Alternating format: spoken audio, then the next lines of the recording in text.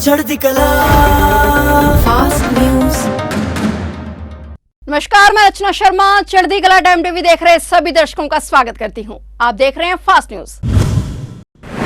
छत्तीसगढ़ के सुकमा में पुलिस ने मुठभेड़ में महिला समेत 2 नक्सलियों को ढेर कर दिया है। मिली जानकारी के मुताबिक बेजाई इलाके में डीआरजी जवानों और नक्सलियों के बीच सुबह मुठभेड़ हुई। इस मुठभेड़ में 2 नक्सली मारे गए हैं। सुकमा पुलिस के मुताबिक फिलहाल इलाके में सर्च ऑपरेशन जारी है।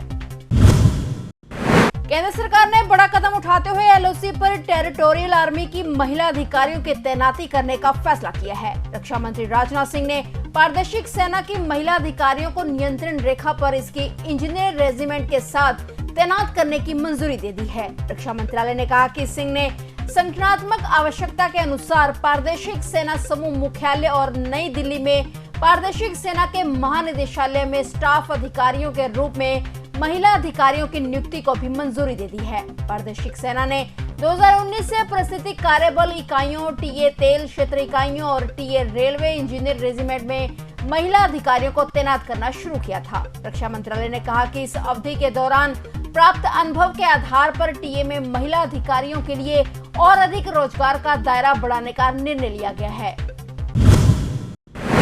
उत्तर प्रदेश पुलिस के आतंकवाद निरोधक दस्ता ने प्रतिबंधित संगठन पीएफआई से जुड़े 2 लोगों को कथित तौर पर कट्टरता फैलाने के आरोप में वाराणसी से गिरफ्तार किया है। टीम ने राज्य के अलग अलग जिलों से 70 शक्की व्यक्तियों को पूछताछ के लिए हिरासत में लिया है। एटीएस की ओर से जारी बयान में कहा गया कि दोनों आरोपियों पर 50-50 हजार रुपए का इनाम घोषित था। बयान के अनुसार परवेज अहमद और रईस अहमद साल 2022 में यूएपीए के तहत दर्ज एक मामले में फरार थे। एटीएस के अनुसार दोनों आरोपी वाराणसी में पीएफआई की कट्टरपंथी विचारधारा को फैलाने में शामिल थे। इन संदिग्ध व्यक्तियों से गहन पूछताछ जारी है।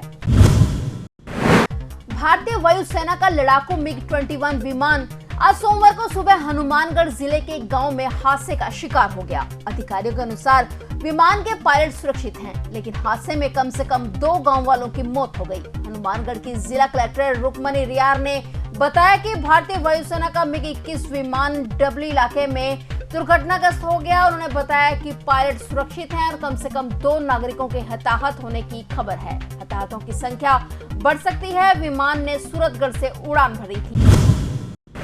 अमृतसर के हरमंदिर साहिब के नजदीक बने हेरिटेज स्ट्रीट में एक बार फिर से धमाका होने की खबर सामने आई है। धमाका सुबह करीब 6 बजे हुआ।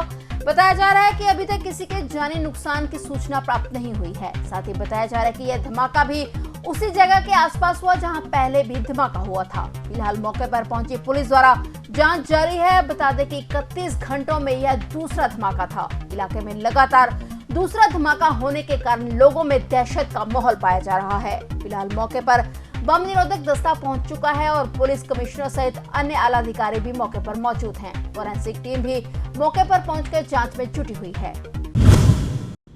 राष्ट्रीय सुरक्षा सलाहकार एनएसए अजीत डोभाल ने अमेरिका, सऊदी अरब और संयुक्त अरब अमीरात के अपने समकक्षों से मुलाकात की और पश्चिम एशियाई देशों को भारतीय विशेषता का उपयोग करते हुए रेल के माध्यम से जोड़ने और क्षेत्र को समुद्री लेन के माध्यम से दक्षिण एशिया से जोड़ने के लिए व्हाइट हाउस द्वारा पेश किए जा रहे एक महत्वाकांक्षी प्रस्ताव पर चर्चा की। सूत्रों ने कहा कि डोभाल एक अहम बैठक के लिए सऊदी अरब गए हैं। बता दें कि भारतीय हिस्सेदारी के साथ खाड़ी और अन्य देशों को पार करने वाली कनेक्टिविटी परियोजनाएं व्यापार के अवसरों के लिए भी नए रास्ते खोलती हैं। इस पहल में अरब देशों को लेवांत क्षेत्र और खाड़ी में रेलवे के एक नेटवर्क के माध्यम से जोड़ना शामिल होगा, जो खाड़ी देशों में बंदरगाहों के माध्यम से भारत से भी जुड़ेगा।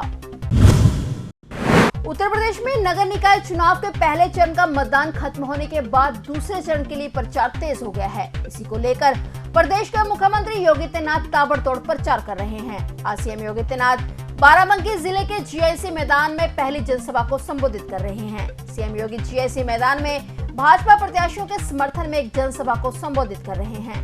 मुख्यमंत्री योगी आदित्यनाथ के कार्यक्रम को लेकर नगर निकाय चुनाव के भाजपा प्रत्याशी जिले के भाजपा पदाधिकारी और कार्यकर्ताओं में काफी उत्साह देखने को मिल रहा है। वहीं मुख्यमंत्री के आगमन को लेकर सुरक्षा के भी कड़े इंतजाम किए गए। लुधियाना के शिमलापुर स्थित बाल सुधार गृह से एक बार फिर सुरक्षा व्यवस्था को दरकिनार करते हुए एक कैदी व एक हवालाती कंबल को रस्सी बनाकर 15 फुट ऊंची दीवार फांदकर फरार हो गए। फरार होने वाले कैदी मनदीप सिंह निवासी पटियाला है।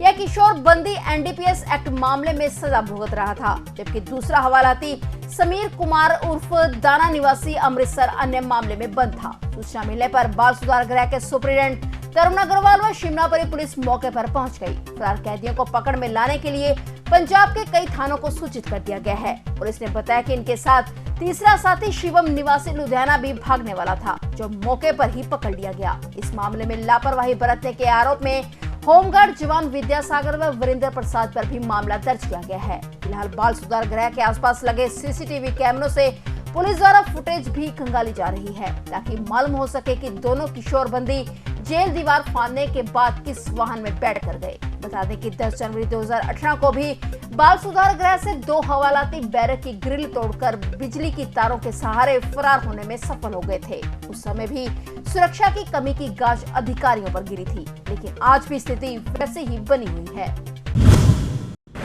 गोद लिए हुए बच्चे के माता पिता बने एक दंपत्ति का दिल दहला देने वाला मामला सामने आया है। असम के गुवाहाटी में एक दंपत्ति ने गोद ली हुई बच्ची को इतनी दर्दनाक यातनाएं दी कि देखने वाले के रूह कांप उठे। वहीं मौके पर गुवाहाटी पुलिस ने इस दंपत्ति को गिरफ्तार कर लिया है।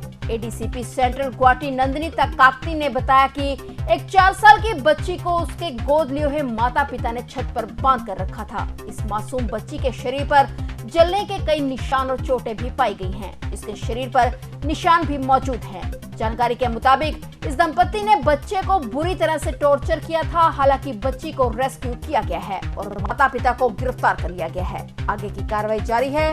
पुलिस ने नौकरानी लखी राय को भी गिरफ्तार कर लिया है और वह फिलहाल न्यायिक हिरासत में है। तीसरा आरोपी डॉक्टर संगीता फरार थी, लेकिन बाद में गुवाहाटी पुलिस की एक टीम ने खानापारा से उसे गिरफ्तार कर लिया। उसे अदालत में भी पेश किया गया और 5 दिनों के लिए पुलिस हिरासत में ले लिया गया। जांच के दौरान पुलिस को दंपत्ति के घर से 2 अन्य बच्चे, एक 11 साल की बेटी और 2 अन्य बच्चे, एक लड़का और एक लड़की मिली। हालांकि पुलिस जांच से पता चला है कि दंपत्ति उनके जैविक माता पिता नहीं हैं और वे अभी भी जांच कर रहे हैं कि दंपत्ति को ये बच्चे कैसे मिले। बजरंग दल कांग्रेस सहित देश विरोधी हिंदू द्रोही मानसिकता की सद्बुद्धि के लिए मंगलवार कल 9 मई को देश भर में सामूहिक हनुमान चालीसा पाठ के माध्यम से हनुमत शक्ति का जागरण कर भगवान बजरंग बली का आह्वान करेगा। विश्व हिंदू परिषद के केंद्रीय महामंत्री मिलिंद पांडे ने इसकी घोषणा करते हुए कहा कि कर्नाटक कांग्रेस के चुनाव घोषणा पत्र और उसके बाद राजस्थान, छत्तीसगढ़, हिमाचल प्रदेश और महाराष्ट्र सहित अनेक राज्यों में कांग्रेसी और कुछ अन्य हिंदू द्रोही नेताओं द्वारा बजरंग दल को बैन करने और उनके इस देशभक्त संगठन की तुलना पीएफआई जैसे देशद्रोही, आतंकी व हिंसक संगठन से करना बहुत ही अपमानजनक है। हिंदू समाज निश्चित रूप से इस तरह के अपमान का लोकतांत्रिक सबक सिखाएगा। इसके लिए कल 9 मई को देश भर में हनुमान चालीसा का पाठ करने का बजरंग दल ने ऐलान किया है। बंगाल की खाड़ी में चक्रवाती तूफान मोचा बन रहा है। इसको लेकर पश्चिम बंगाल में अलर्ट जारी कर दिया गया है। कोलकाता के सभी पुलिस स्टेशनों को जनरेटर की व्यवस्था करने के आदेश दे दिए गए हैं। एसओपी ने आपदा प्रबंधन समूह को हाई अलर्ट पर रखा है। बंगाल में चक्रवाती तूफान के असर से 10 मई को कुछ जगह पर 70 से 80 किलोमीटर प्रति घंटा की रफ्तार से हवाएं चल सकती हैं। ओडिशा सरकार ने 18 तटीय और आसपास के जिलों को सतर्क कर दिया है। हालांकि अभी तक यह स्पष्ट नहीं हो पाया कि मोचा चक्रवात कहां टकराएगा। वहीं अंडमान और निकोबार द्वीप समूह में मोचा के चलते भारी बारिश की संभावना जताई गई है। पर्यटकों और मछुआरों के लिए भी चेतावनी जारी की गई है और इन द्वीप से सटे समुद्र में मछुआरों की आवाजाही सोमवार से गुरुवार तक बैन कर दी गई है। उन्हें 9 मई से पहले सुरक्षित स्थानों पर लौटने की सलाह दी गई है। फिलहाल फास्ट न्यूज में इतना ही और नए समाचारों के साथ फिर से हाजिर होंगे। तब तक के लिए देखते रहिए चढ़ती कला टाइम टीवी। चढ़ती कला